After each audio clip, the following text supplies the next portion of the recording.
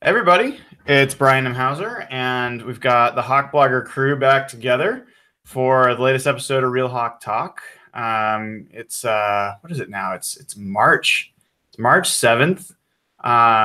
It's 8 o'clock p.m. Pacific time, and all heck has started to break loose in Seahawks Kingdom. And for the latest episode of Real Hawk Talk.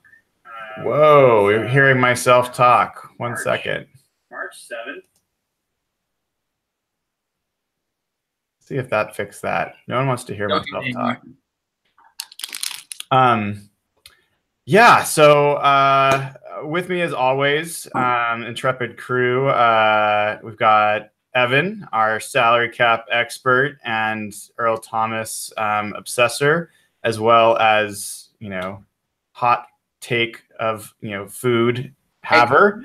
Welcome, Evan. You need to finish eating so you can get your hot takes off. Yeah, he can't talk. Hot take: you shouldn't eat food on a podcast. I have a take right now. We'll start off the podcast hot. Thin Mints are not in the top 3 of Girl Scout cookies. Wow. Yeah, why do you have them? Is that a fiance thing? They're the only thing left. I've eaten all the other cookies. Got it. Well, we do need to ask you top 1. What's your favorite? Okay, so it's a tie between Samoas and those shortbread cookies. Everybody hates those shortbread cookies, but I absolutely love them. Gotta forget the name, but Samoas are good. No, those are the peanut butter ones. Tagalon's the peanut butter, yeah. All right. Even though my perspective is limited because I can't eat the peanut butter ones. So, no, I think that's solid. Shortbread is an underappreciated, simple but pretty damn tasty cookie. Should we take a minute to get an update on the peanut allergies? How are those going? Oh, crazy. Sorry, I'm like downing a Thin Mint right now. For not great Girl Scout cookies, you sure all shoveled them in pretty good. Well, nobody hates any Girl Scout, but that's true. It was crazy. I took that drug test. There was it's kind of hard to explain, but before I got this drug that they think can heal people on a temporary basis. I took this peanut challenge in peanut protein infused in applesauce and pudding to see how far I could make it in terms of milligrams of protein I could eat before I had a reaction. Couldn't last 10 milligrams on the first test. Got the drugs a couple weeks later, went back in for the exact same test, a few weeks later. I think it was a month and a half later. And I handled I think it was close to 600 milligrams of peanut protein before I even had a reaction. And that's completely crazy because I'm anaphylaxis, dead in 30 seconds, very kind of life and death for me. So wow. Anyways, I'll stop talking about the peanut stuff. We have more important things to talk about, but it's cool. It's fascinating. Yeah. As always, we have Nathan Ernst, the lover of running the football and hater of all things data and sound reason. No, it's actually the opposite. Nathan, welcome back. Good to see you, dude. Hello. Good to see you. So we'll have Jeff Simmons, I think, will join at some point. He might stagger in here.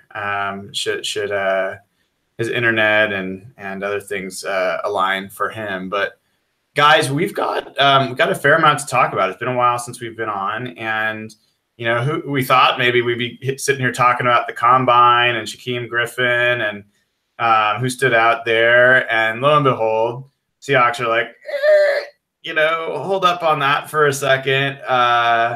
We're going to start trading, and potentially eliminating major parts of your defense that was, fundamental and maybe the key to, this run and this championship the team had. So news of the day, for those that haven't been keeping up, I'm sure most of you have, is Michael Bennett was traded to the Eagles, along with a 7th round pick, in exchange for a 5th round pick and Marcus Johnson, a wide receiver, a 3rd-year wide receiver.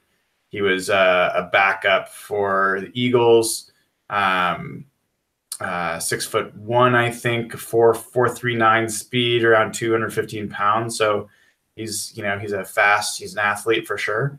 But he was undrafted. So, some questions about what he could bring. So let's start there before we start getting into the other pieces. Takes. Nathan, let's start with you.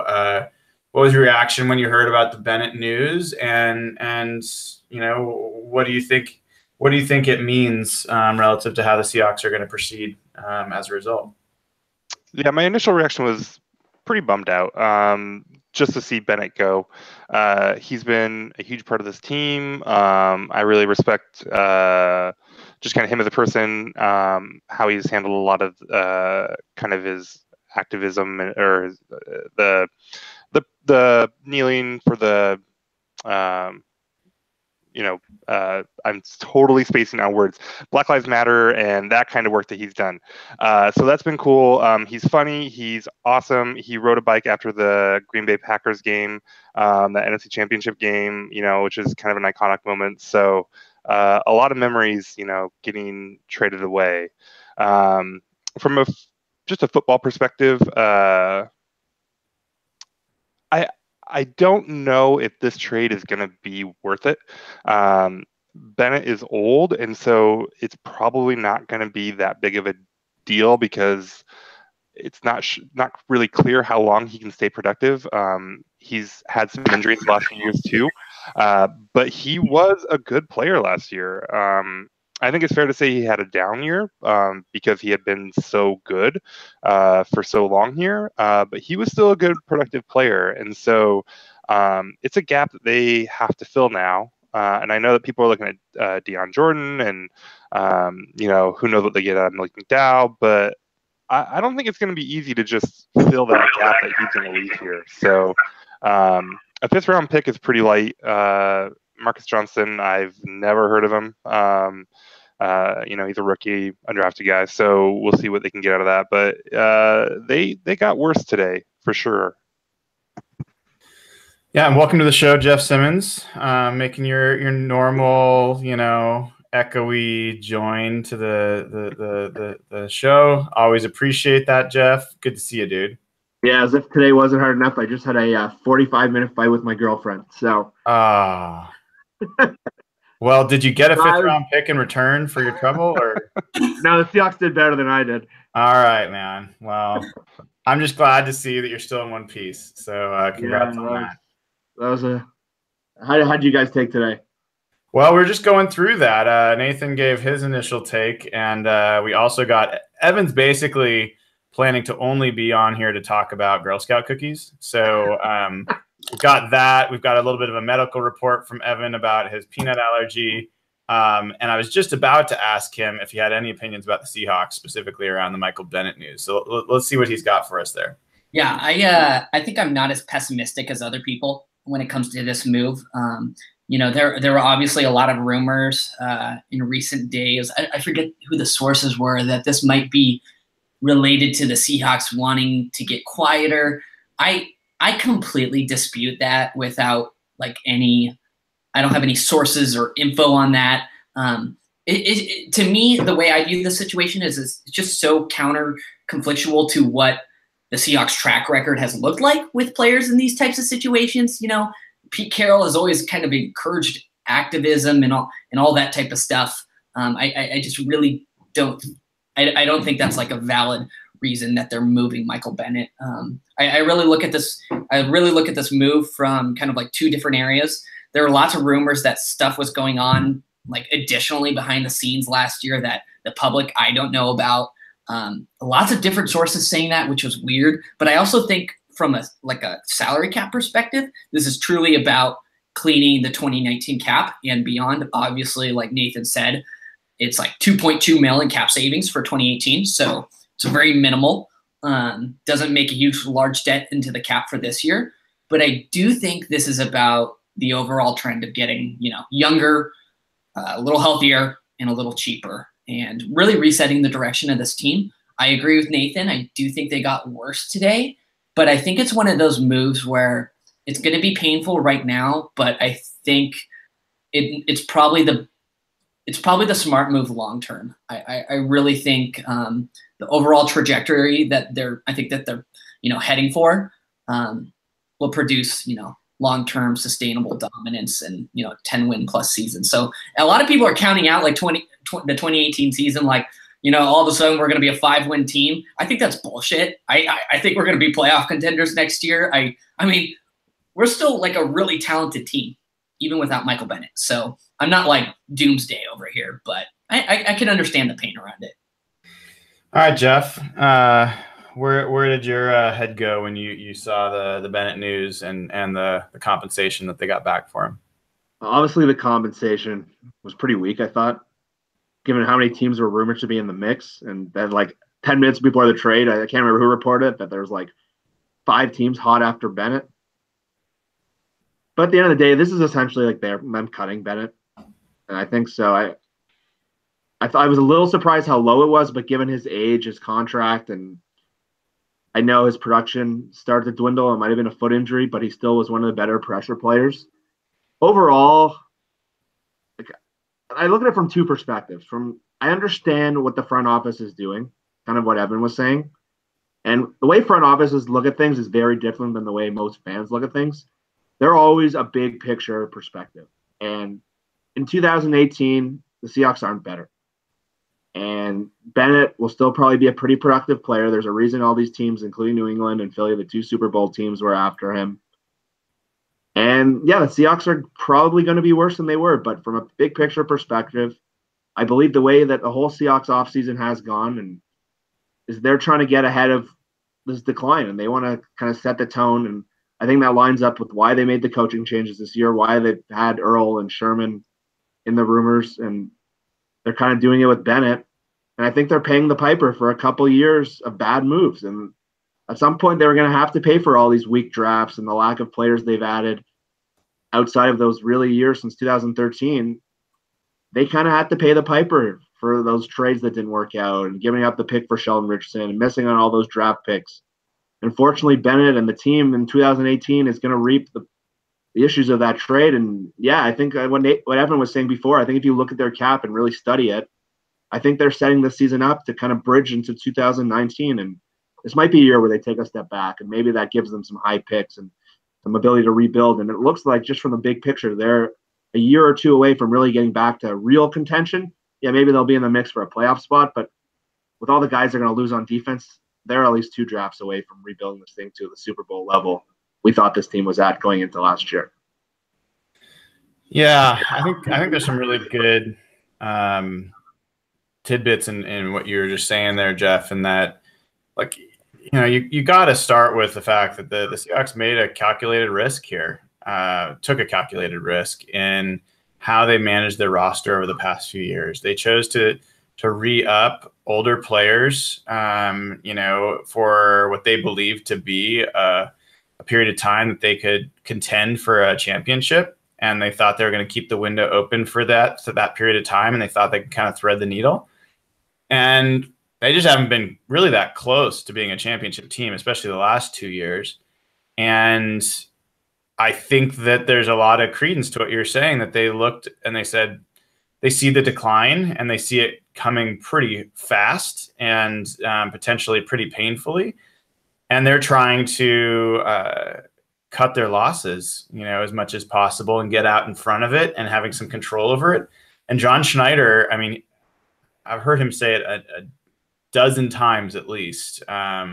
He talks about he's always planning for 3 years out. That's his job. And if you look 3 years out, Michael Bennett's not part of the picture. There's no situation where Michael Bennett was going to be part of the team in 3 years. And if you look at it for next year, and you really, even if you're Evan and you're actually like infused with sunshine in your veins, like the Seahawks aren't a Super Bowl contender next year. Like it would take some kind of miraculous, manna from heaven draft and everything working out to where that would happen. And even then, it seems pretty unlikely. So I don't know if I agree with that, though. I mean, I think everyone agrees that, if the Seahawks don't make the playoffs this year, it's going to be this coming year, it'll be a disappointment. I mean, whether we want to about like legit contender, Super Bowl win, anything like that, I think everyone expects this team to be competing for the playoffs. And then once you get in the playoffs, you don't need manna from heaven. You just need to, get through a few single elimination games, which I think we don't like to talk about it, but there's a lot of luck involved in the playoffs, right? Oh. I mean, you can look at like the Falcons and say, would they have won the Super Bowl if Julio, catches that ball that hits him in the end zone in the end of the game, right? And they beat the Eagles, and then so yeah, I get it. They're building for the future. They're not a legit Super Bowl contender right now, but if you're talking about, making yourself better 3 years from now, how much better do you get with an extra 5th round pick compared to what can you do this year with Michael Bennett, right? Can you get to the playoffs? Can you make a run, right? I don't know that you can just throw that away. I don't think we should just be throwing away this year. I think that they should be focused on the next great Super Bowl team, right? But they also are a good team right now. Yeah, and I don't think that they're necessarily throwing this year away, but I do think that from a priority perspective, they're prioritizing 2019 over 2018. I Sure. absolutely do believe that, and I believe that they think that they're more than one offseason away from getting back to being the best roster in football. Like let's not kid ourselves. Yes, there's luck. There's luck in the whole. I mean, the whole thing is about probability, and the way you can have the best probability of being, a Super Bowl winner is to have the most talent. Like that is your highest probability to do it. And the Seahawks were that team in 2013. They arguably were that team in 2014, and they just haven't been that team the last 2 years. And I don't think Michael Bennett was going to make or break them next year. And so I agree 100% with what you and Evan were saying, that the team's worse off without him next year. But, you look out beyond, and as Evan was talking about, it's a $2 million cap gain this year, but it's a lot more than that in 2019 and 2020. And yeah, I was disappointed in the return, 5th round pick. The team's now got 4 5th round picks by my count. We'll see. I highly doubt they will finish with 4 5th round picks. I think they'll try to use those to move forward a little bit.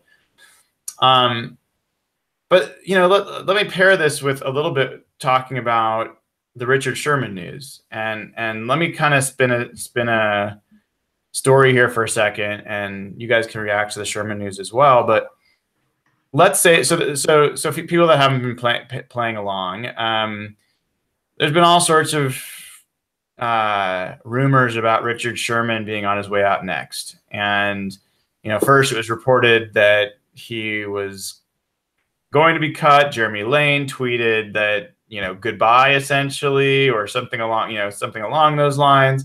People have been posting an unsubstantiated Facebook post from Richard Sherman's mother saying that he's no longer a Seahawk.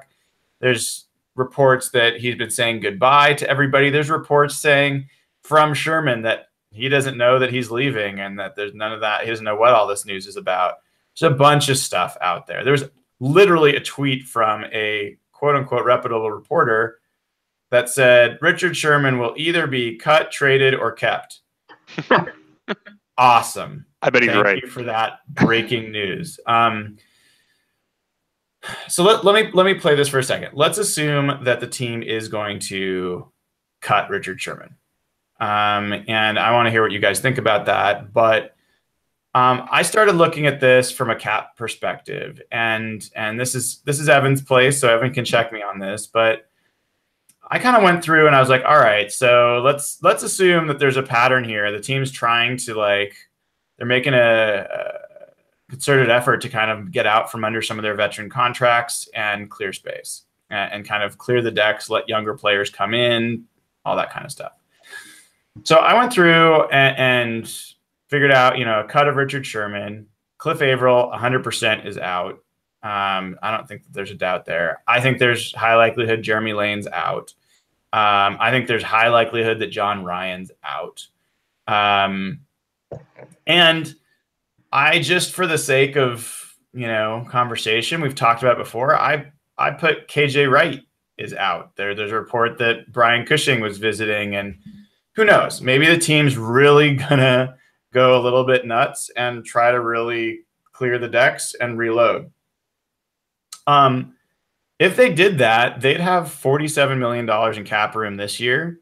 And they'd be set up with 101 million in cap room next year and 150 in 2020. Now 2020 will change a lot, but those are pretty big numbers and allows the team start to play in free agency. You can go after someone like a Josh Sitton, who will not cost you any comp picks in 2019 because he was cut. You could go after a receiver. You could potentially re-sign Sheldon Richardson, which they seem hell-bent on doing, even though I'm not as big of a fan of that move. So talk to me about, let's start with you, Evan. What's your feeling about the Sherman potential move, and what do you think about that potential, cap clearing process that they're going through? Yeah, so I mean, my take is a little controversial, and I've gotten a lot of flack for it, but let me preface this by saying I absolutely love Richard Sherman. He's one of my favorite players on this team. I love him personally, and I love him professionally. I think he's just one of my favorite Seahawks. Like, he's iconic. He's incredible. So, but if we're looking at it from a purely objective standpoint, I see a soon-to-be 30-year-old corner in a month coming off a very major, serious injury, and with the historical precedent of corners hitting a wall at 30, considering his cap. Or considering his contract, with 11 mil in savings if we cut him, I feel very uncomfortable with paying him that full 2018 salary. I feel it's a poor allocation of resources. And my ideal path forward was, team approaches Sherm. Can you take a pay cut? Are you willing to take a pay cut? And yes, you have to go into that conversation with the mindset that if he says no, which he probably will say no, you need to be willing to trade him or cut him just because of who Richard Sherman is. You don't enter that conversation without being ready for him to call your bluff. So, like I said, I think it's a poor allocation of resources to put 13 million towards a 30-year-old corner coming off a major injury, and that's just speaking purely objectively. When you think about the other contracts that we have to worry about Frank Clark, who's going to cost huge money. Potentially Sheldon Richardson, who's going to cost huge money. Russell Wilson's going to be coming up for a contract extension sooner or later in about a year. Tyler Lockett, if you want to keep Paul Richardson. There's a lot of potential people that you want to keep and lock down and, maintain a Seahawk. So I felt uncomfortable giving him that much money in 2018. But, I mean, based off of, the rumors that they might not be able to find a trade partner for him, I understand the, release him in a couple days ahead of free agency so he can get a jump on free agency. I think that's a really respectful move. If we're going to go down this path with Sherm, to recognize his value and what he's done for this organization, I think that's the respectful way to go about it. I'd be really bummed if they couldn't get something, though, in a trade. I don't know what he's worth. I don't know if it's a conditional 6th, conditional 7th, conditional 5th. I don't know. But it'd be nice to get something out of them. So that's why. What's your take on this? I agree. I mean, Sherman's one of the ones that makes the most sense to, move on from. Especially coming off that Achilles, you don't know how long it's going to take him to heal up. And, if it does take him, if you have kind of a lost year, then he's, 31. And I'd love to see Sherman be a Hawk for life. I mean, I think there's potential maybe if he slows down to move to safety or something like that. But if you're talking about getting young, saving money, maybe keeping some of your younger guys, I mean, $11 million is a lot of money, so it's kind of hard to justify keeping him around. Jeff, if they did move on from Sherman, where do you want that money going? That's the part of this I struggle to understand because we've been talking about the free agent market all year. And one of the things Nathan brought up so many times, and I couldn't stop thinking about that today, is where is this money going to go? Saving money to just save money is pointless. So this means that there's someone in free agency or trade that they're viewing that 11 million is better spent, because to me, I would have kept Sherman. I thought holding him on to one more year to have him around Griffin, to have him around some of the younger players, and then let him go next round pick. I thought that was an ideal solution to that problem. I didn't see this on my radar at all.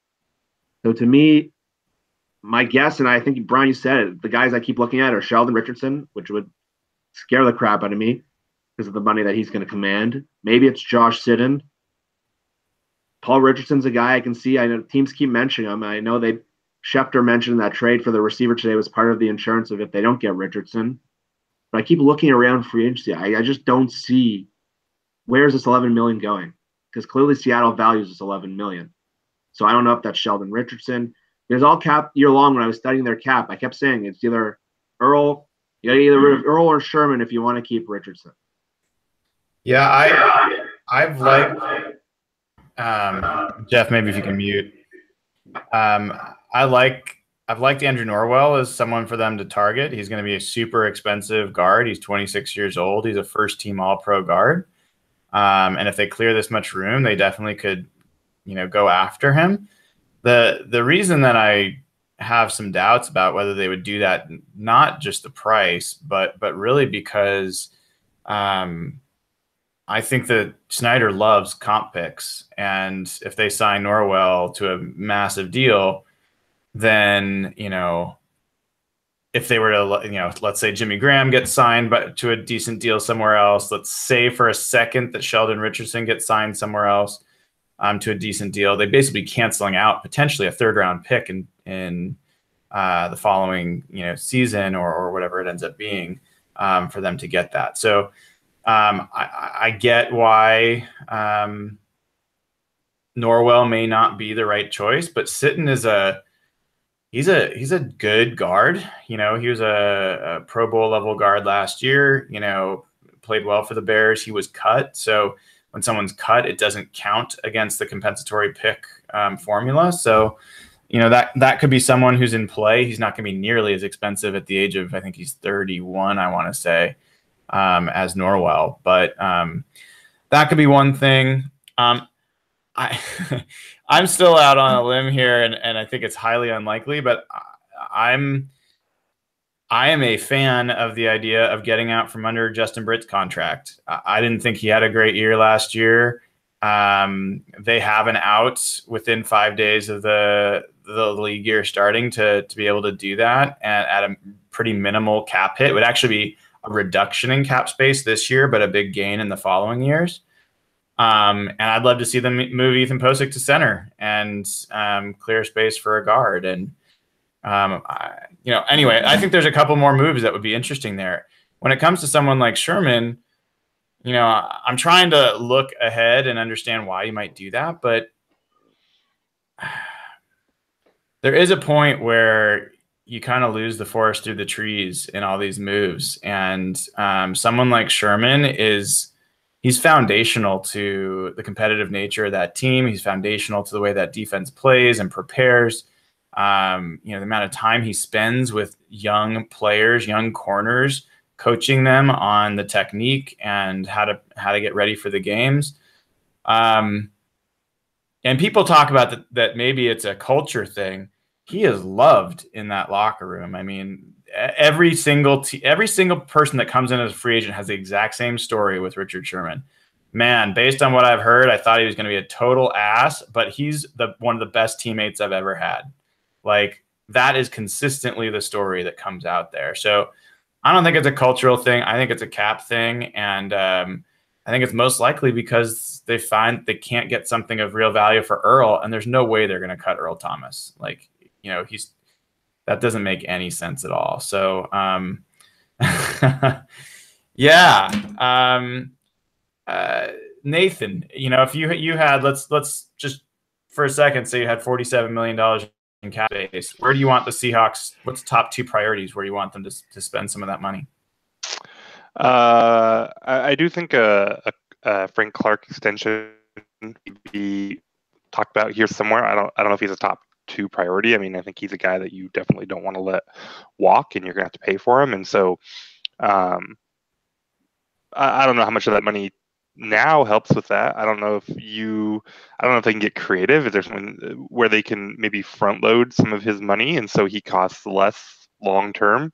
But I mean, Clark's a big deal. Beyond that, I'm a Richardson fan. I don't know how much of the $47 million he's going to take. But I would be interested in keeping him around on another contract. And then, yeah, it gets tough after that. I like the idea of getting, Sitton or Norwell or somebody like that. I don't know how I feel about bringing in a guard and making him like the second highest paid player on the offense. I don't know if that's great use of your resources. So it's a little tough. Allen Robinson's a guy that's really interesting, but he's, got medical issues now. And do you want to give him a bunch of money? I wouldn't hate it. I don't know. It's a little dicey. Yeah, I mean, Evan, if you look at free agency, wide receiver is far and away the strongest position in free agency. I'm not finding anything else that's really that close. Defensive line's really thin, and offensive line's pretty thin as well. People are curious why we're not talking about like we need a new right tackle or we need tackle help. Well, good luck unless you're gonna sign Nate Solder, and I don't think that's really that likely. There's not a lot of help out there. So, I mean, are there places where you're talking about you're a fan of creating the space? Did you have places where you're hoping the team is going to spend that money? Yeah, I was going to interrupt Jeff, but I decided to hold it back. I don't think it's looking. I don't think it's looking outward. I think it's looking inward, and I think there's two players that come immediately to mind, and Nathan just hit right on them. It's Frank Clark, who's currently making pennies, and he's going to be going from pennies to probably like low teens, I think is fair to say, maybe like 12, 13, 14, maybe more. And that's a huge jump. So paying for him long-term. And then I think maybe expecting Sheldon in a similar range, 12, 13, 14 is reasonable. So I think if you want to keep those two players on the defensive line and make sure that we're surrounding Bobby Wagner with some credible talent, I think it's extending what you have. I really don't think unless you want to go in on Sitton or Justin Pugh or Andrew Norwell, I'm not really interested in much other in free agency. The one player that kind of came to mind was maybe you throw a dart at Tyler Eifert. Maybe you try and go get a blocking tight end. Anthony Fasano, I think, is a free agent. Maybe you get Dante Moncrief on a cheap one-year deal.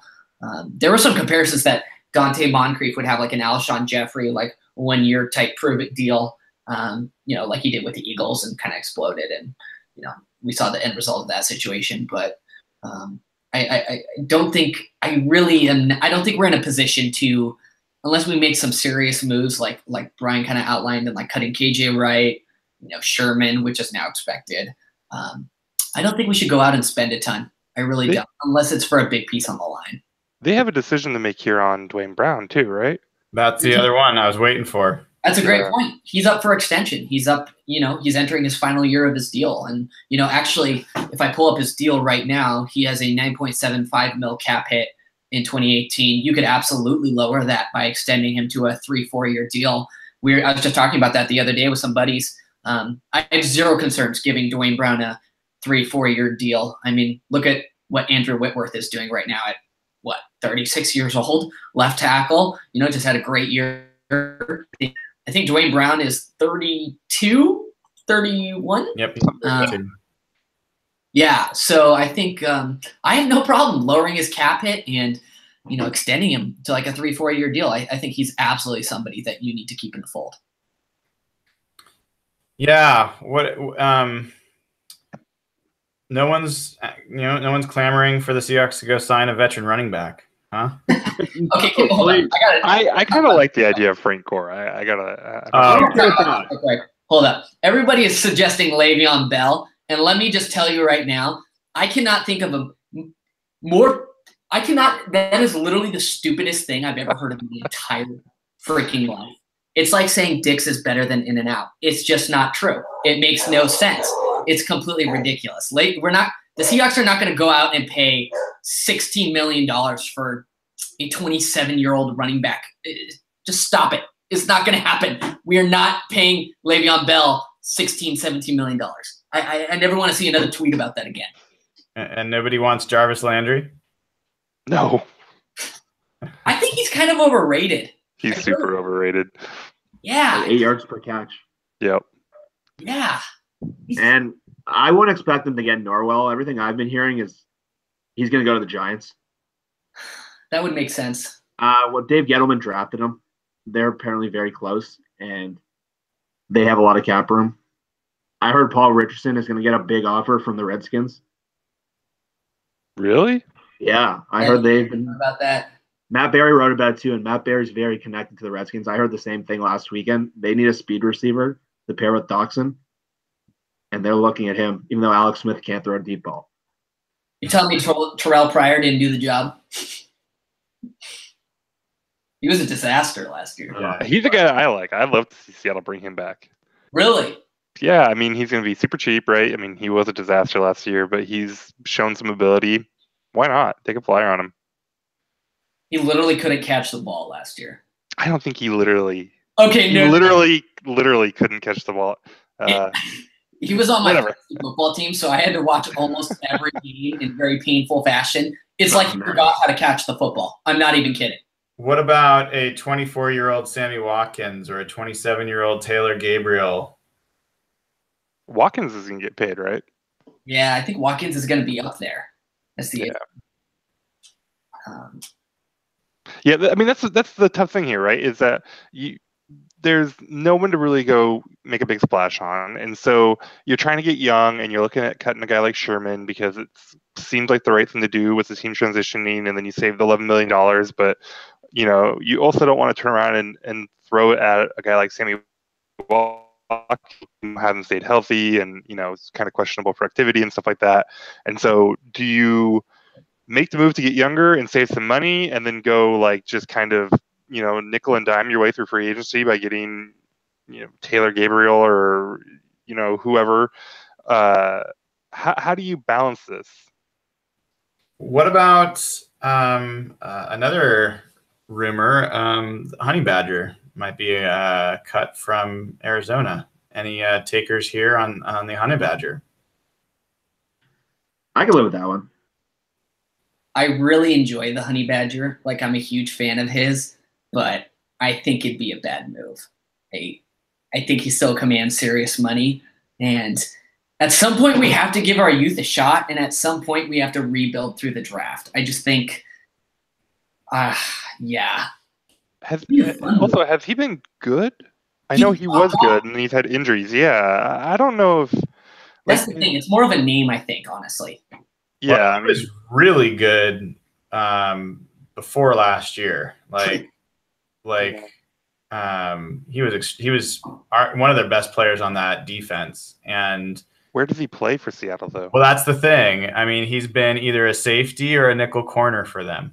And Justin Coleman is a guy that I think we're all feeling pretty good about. And I think the team will definitely back as I think he's a restricted free agent.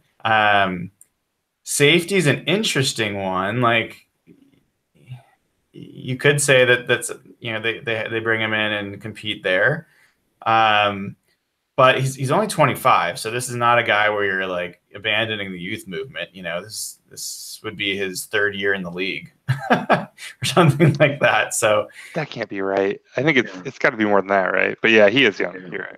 So, well, I'll double check here. Who's the other corner if Sherman gets cut? Does that mean Maxwell's coming back as a starter? Yeah, I mean, you got to look at guys like Maxwell and Shed and stuff like that, right? Okay, so he sorry, I was wrong. His first year was 2013, but he was first team All Pro in 2015. To give you some concept of how good he's been. Yeah, and he's been in the league for 5 years, but he is just 25, so he is still young. Yeah, he came out early.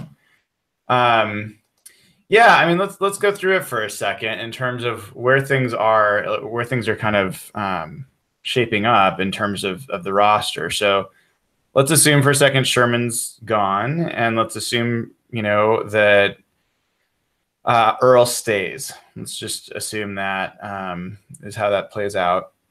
Let's assume Cam Chancellor does not suit up on the field again. I think for what it's worth, I think the report was, yes, Cam Chancellor will play if he's medically cleared. Well, yeah, he won't be medically cleared, so he's not going to play. But then you've got Delano Hill, who was a rookie last year, didn't get much time and was often forgotten, but not by the team. And I think someone who's promising. You've got Nathan's favorite player, Tedrick Thompson, who he and I both are like super bullish on. I hope Tedrick Thompson becomes fantastic and proves us both totally wrong. I don't see it, but let's hope that happens. You've got Shaquem Griffin, Shaquem Griffin. I should be more specific at this point. Who's I think we're all bullish on at one corner. He's got that locked down. Justin Coleman, I think, is solid at nickel. Then you got an opening across, assuming Sherman's gone. Byron Maxwell's a free agent, so it's not like he's just there to apply. How do you guys? I mean, you could. Deshaun Shedd is a free agent. We haven't talked about him and whether he could be back on the cheap. Who else? I mean, who else steps in at cornerback? I mean, Nico Thorpe is not the answer. God, hope it's not Mike Tyson. I mean, I'd be pretty happy bringing back Maxwell or Shed or both, and then go in and finding another Quill type, right? Go take a third, fourth, fifth, one of their fourth, fifth, or a couple of the picks, and grabbing one of their guys and seeing if they can't take that starting spot from a veteran, like whether it's, I mean, it could be Thorpe. He's okay.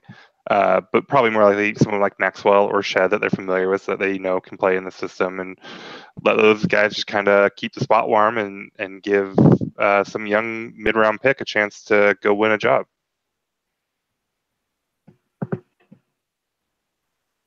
Any other thoughts on that? How you'd want to see them fill out that other cornerback position? How you want them to fill out that safety role? Yeah, 4 fifth-round picks. Sorry, go ahead, Jeff. They got 4 fifth-round picks. Maybe they can get a new Sherman. Yeah. Those just grow on trees? They grow on fifth-round trees? I don't know. I'm out of ideas. For Pete Carroll, they do. For that safety spot, though, that's one where you could be talking about 18, right? They could go really high and target a strong safety in the draft to replace Cam. I liked Hill. I still like Hill. He hasn't done anything to show me otherwise because he hasn't done anything yet. But I don't think you just say that position's off limits because of Hill. And I hope they don't spend a ton of money to bring back McDougald. So if you're looking at Derwin James or one of those other guys that's maybe going to be available up there, I would be okay with spending their first on a safety. Yeah, the funny thing is, I'm fond of Delano Hill. I think that I think there's a decent chance they'll give him a real shot at that role. I'm not a huge fan of bringing back Bradley McDougald, but if he's super cheap, I think they know he can play in their system at either safety, and so that, I think he's a good third safety, and I'm not totally opposed to that. When it comes to that 18th pick, my biggest concern there is I don't want them to trade back. I mean, I've said it before. I want them to take there are so many quarterbacks going to go in the top 10. You're basically going to get a top 15 at least, if not a top 13 position player that, non-quarterback, by staying at that spot. And, I was looking at a couple reports that, I can't remember who it was, but tweeted out that there's 20 consensus first round picks, and that's actually pretty low relative to what he's gotten. Normally it's around 24. And so, this is a little thin in terms of top shelf talent from that perspective. I don't want them sliding back to get a 3rd round pick or a 4th round pick. I want them finding some other way to get those picks if they're going to do that at all. But that other corner, I mean, those don't grow on trees. Look, Byron Maxwell played last year and we limped through it. He was okay, but he wasn't good. I think there was a lot of the defense suffered greatly when he came in. The quarterback rating, passer rating went through the roof when Sherman went out. So I worry about that as just people thinking that we're just going to be okay with Byron Maxwell in there. Well, but if the whole point is that like we can trade Michael Bennett and we can cut Richard Sherman, like I don't know that they need to be better than okay. I don't know. And with Richard Sherman coming back off an Achilles tear, is he going to be better than okay? I think his performance is a big question mark. It's fair. I have, for me, I have a lot less questions about Sherman coming back from that, just because I don't think Sherman was ever winning on athleticism or suddenness or lateral quickness.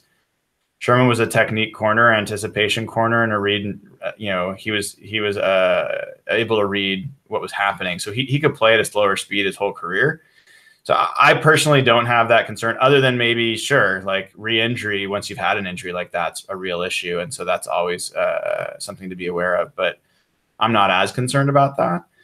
I don't know. We'll see. I think that second corner spot, again, comes back to what Evan, you and I have talked about since before the draft last year. I really wish 2 of those first 3 picks had been corners. I think we'd be in a lot different situation right now. One thing I just wanted to mention, though, real quick is you forget how good Deshaun Shedd was pre-injury.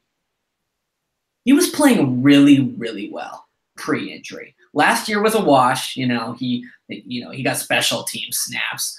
I don't think they were too confident in his leg last year. I would absolutely try and get Deshaun Shedd back on like a 1-year, 2-year deal if he's willing to do something cheap.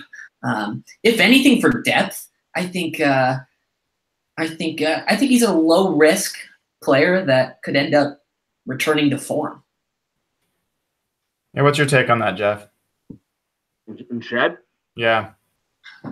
Yeah, if you can get him back for cheap, there's no harm in that. But he's a free agent, and who knows if he wants to come back, and who knows if they don't want to get younger at that spot. But yeah, they're going to need a lot of competition there, because it seems like Shaq's the number 1 corner now. Mm-hmm. And they don't have Maxwell under contract. They don't have Shedd under contract. Coleman seems like an inside guy, and I know Brian's big on DeAndre Elliott. Maybe he's a guy they can look at there. That's a big name. He can compete for that job, but I think they got to bring in a couple of veteran bodies. I think Shedd and Maxwell seem like obvious ones, because you can probably get them pretty cheap, and they know the system. And they're essentially stopgaps until you find that new guy in the draft. And yeah, as I was saying before, they're paying the piper for that Malik pick. That has huge implications in everything that's happened this offseason. Yeah. And now what? You got a hole at number 1, your number 2 corner. You got holes on defenses. Deion Jordan, he's the new Michael Bennett. Is that the way things are going? That's why I was just going to transition. I mean, I think, just quickly on Malik, I still think the story is Malik McDowell probably never plays football again. That's my assumption until there's any strong evidence to the contrary. And there's been, if anything, there's been more evidence on that side with what's been reported so far. But defensive line, so we spent some time on the backfield, but I think the defensive line could be okay, right? So you've got Frank Clark. Deion Jordan, someone that I think that they have a lot of interest in bringing back, and should not be. I think he's a restricted free agent, if I'm right there. So I don't think that's going to be huge dollars. Jaron Reed stepped up last year. I don't think he was amazing, but he definitely stepped forward. You had, who was the Mass Jones? Yeah, Naz Jones. I think he was promising and has potential to step forward again. Maybe depending on how you feel, Quentin Jefferson, was stepping forward a little bit there. Brandon Jackson even flashed a little bit last year. For people that forget, there was Marcus Smith, who I don't think you can even squint at this line and say it's a top 15 line. It's Frank Clark and guys. Like I like Reed. I think he's a nice one tech. Naz had moments, and then you've got 5 good games of Deion Jordan, and some serviceable play from guys like Marcus Smith and Brandon Jackson and Quentin Jefferson. Like if Sheldon's not in that mix, and maybe even with Sheldon in that mix, like that's not a deep or talented defensive line. Yeah, I think that's fair. I think you're talking about the same line minus Michael Bennett and Sheldon Richardson. And Averill. Right? What's that?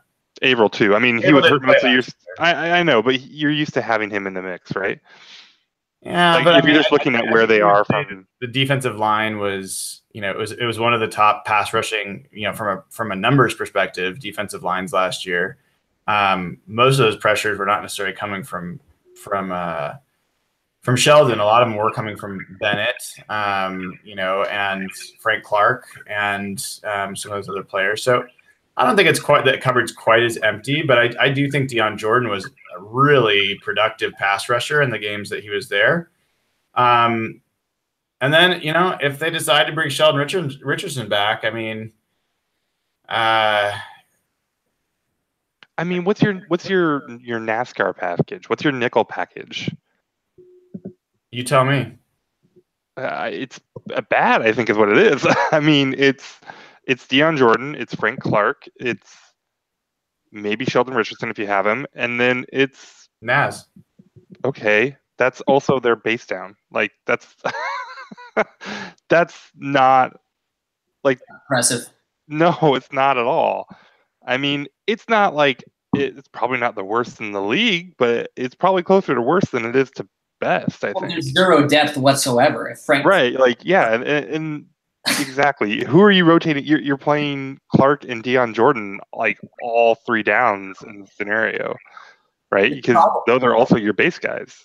Yeah, the same was true for Bennett and Averill. So I don't think that the amount of utilization is really the argument against it. I totally agree on depth, and I don't think that to the point you're making before. I don't think it's about whether these are the best. This is the best group in the league. It's more a matter of like, is there talent there? I think you're selling guys like Naz Jones a little short. I think he had a pretty strong rookie year, and has reason to believe he could step forward next year. I think he had a much, much stronger rookie year than Jarran Reed had, and Jarran Reed made a really strong step forward his second year. Are either of those guys top 20 defensive tackles? Jarran Reed was absolutely a top 20 defensive tackle for what he was asked to do. Absolutely. If you look at run defense. You keep slipping these little qualifiers in there, though. He was pretty strong for a rookie. He was top 20 for what he was asked to do. Come on. This is not a formidable defensive line that we're talking about here. Well, I don't know what the qualifier, how you could not do it based on qualifiers. Do you judge a nickel corner on how they play outside? Well, no. So if you're asking a one technique, how he does in pass rush versus how he plays against the run, I think that's a pretty big difference. I think Jarran Reed was asked to be someone who clogged against the run. He had one of the best run stop percentages in the league and added more pass rush than he had the year before. So, I'm not a Jarran Reed enthusiast by any stretch, but he did a lot more his second year than I expected him to be capable of in the pass rush. And he had a really strong year against the run, which is exactly, he was asked to do a lot of what Brandon Mebane was asked to do. And he did it better than Brandon Mebane did the last year Brandon Mebane played. So I think that he did have a really strong year on the line. It'll be interesting to see how he performs this next year, just because he's entering is he entering the 3rd year or the 4th year of his team? This is his 3rd year. 3rd, yeah. Okay, so he'll be looking for an extension probably. following this next season. So it's a big year for him. Mm-hmm. Yeah. Nathan, Jeff, I mean, what would you be your get well plan for the defensive line relative to what they already have?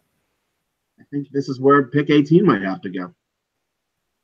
I think what you guys are saying is the depth just is not there. And everyone talks about the secondary, but one of the best parts about the Super Bowl teams, especially the team that won, was that team had crazy depth on the defensive line. Bennett and Averill were backups.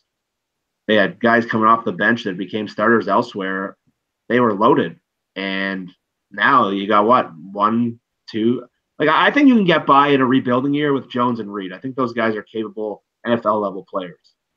But the end is a problem. Right now, if Clark goes down or Clark gets to the double team, you're relying only on Deion Jordan, who's had like 3 good games in his NFL career. And I liked Jordan a lot last year. He was super productive in small doses, but they need to add depth and they need to add a lot of talent defensive end. So maybe 18, that's kind of where the roster looks, because I'm looking at the free agent list. It's a bunch of old players unless you're going to take a flyer on Aaron Lynch or Coney Ely or I don't know. But they need players there because Marcus Smith, we mentioned him, he's a free agent.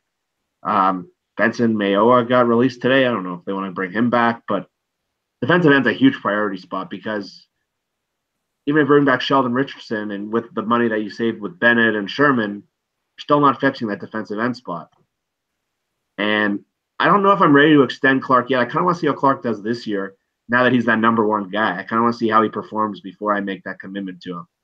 But maybe that's a mistake because maybe his value will go even up higher. But to me, I'm really interested to see how he goes from that number 3 guy, which he entered last year, to the number 1 guy and how he performs. But I think you're okay at the tackle.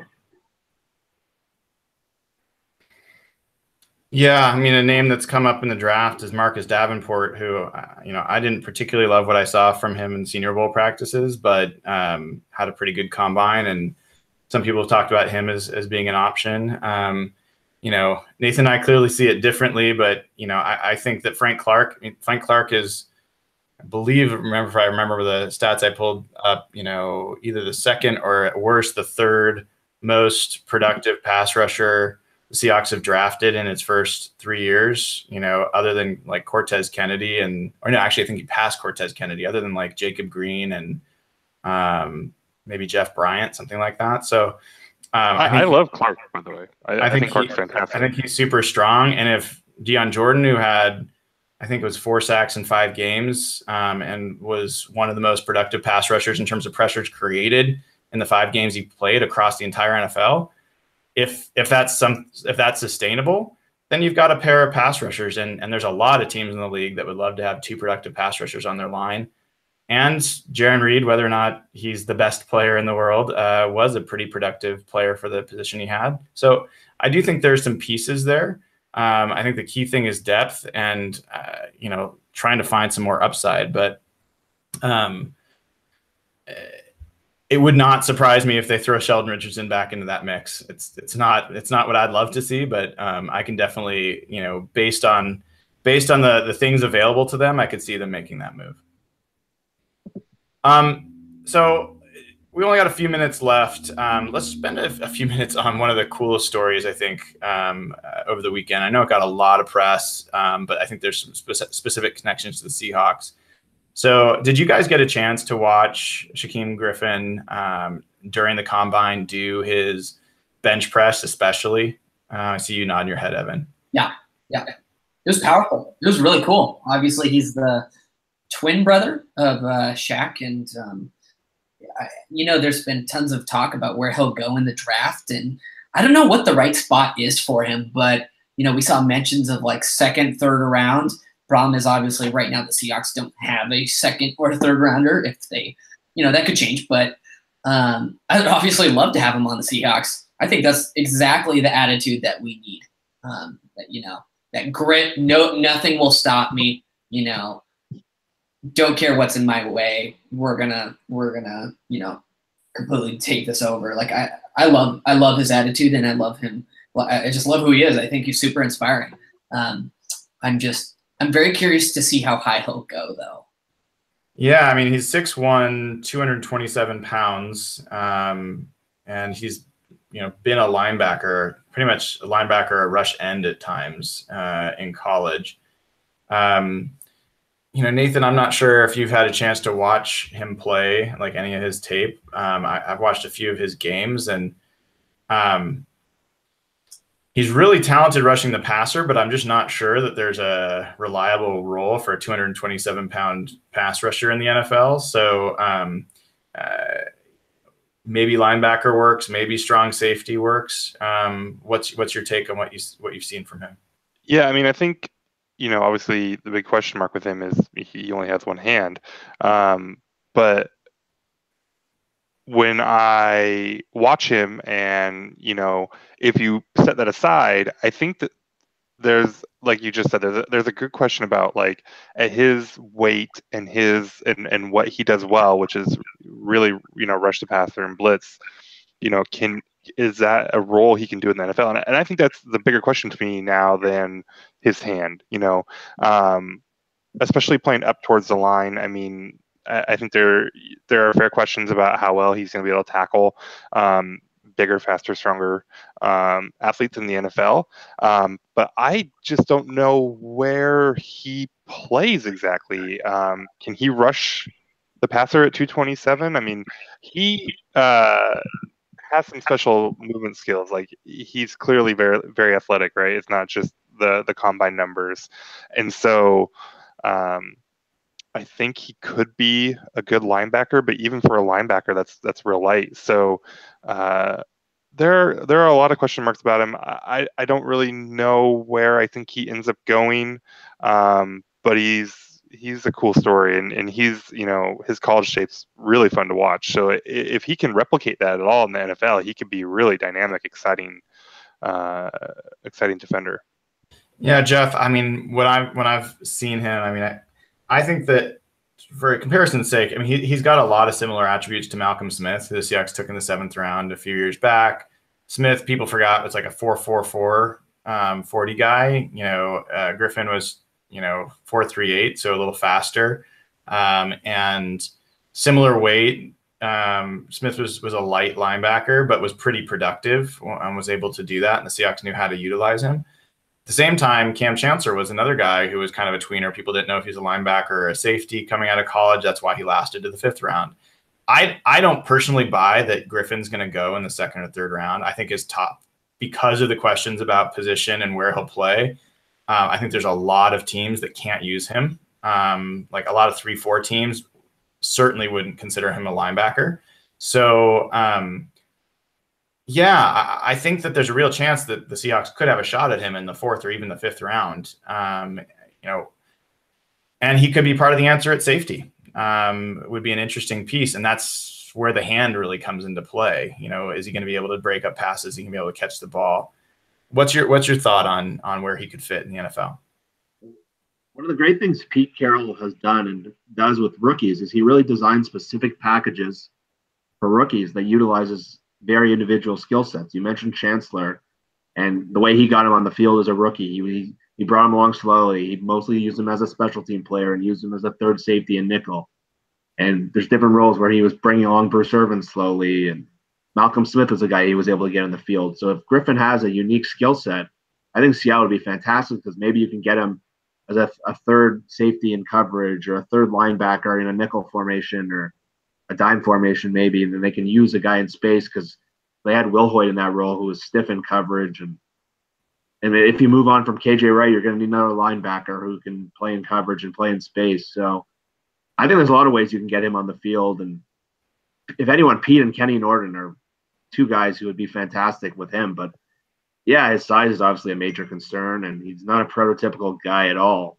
But I think if you can run like that and you can hit like that, and I think there's always room for a guy like that, especially on a team right now with Seattle where they're trying to get younger players on the field with upside. Yeah, I think the position I get most excited about for him is definitely safety. I think not only because I think it could be a really interesting fit for him, but as an athlete, a 4.38 big athlete that can run and hit.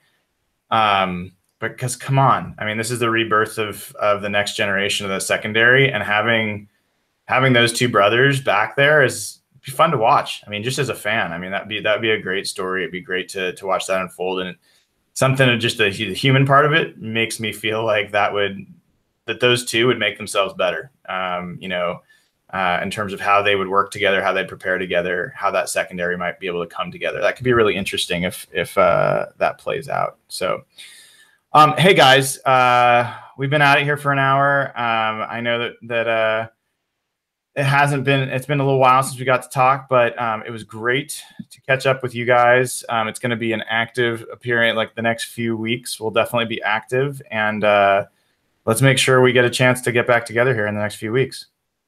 Definitely. It's going to be wild. Yeah, I imagine next week's show will be pretty nuts. Absolutely. All right. Well, thank you, everybody. And take care to all the Hawks fans out there. We will see you again later. Don't trade Earl.